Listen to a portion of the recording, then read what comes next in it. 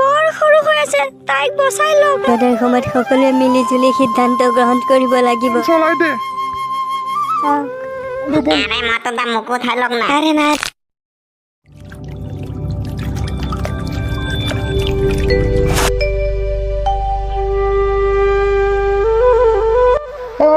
পাতলো পানী আৰু বাঢ়ি গৈ আছে। আৰে অটোখনো বন্ধ হৈ গ'ল, কি হ'ব এতিয়া? আরে রাজকাকাল আমি অসম ঘুরিব আহি বানপানীত ফচি গলো। আরে আমার অতখনে উশাহ লবলৈ পাৰা নাই। আরে মটু পাতলু দা পানী বেছিকে বাঢ়ি আছে, নাওত আহি যাওক। আরে পানী পুৰা ফুল হৈ যাব, সোনকালে আহি বহি লওক। আৰে মইতো বল উঠিলগৈ পানী। আৰে বান্দৰ ভাই সেইফালে বলাচোন, বহুত মানুহ আছে।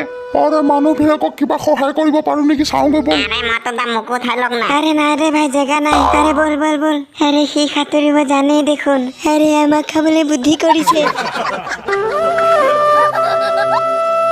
আৰে ককা জলদি পলাওক, পানী বাঢ়ি আছে। মদনা মোৰ পত্নী আৰু ছোৱালীক উদ্ধাৰ কৰক। আৰে ককাই তোমাৰ পত্নী সন্তান ক'ত আছে? এফালে পানীত ফচি আছে। আৰে বান্দৰ ভাই এইফালে নিয়াচোন। মোৰ ছোৱালীজনী বৰ সৰু হৈ আছে, তাইক বচাই লওক। মটু পাতলু দা। পাতলো কিবা এটা কৰিব লাগিব।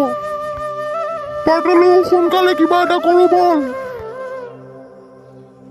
আৰে মধু সকলোৰে সহায় বিচাৰিব লাগিব।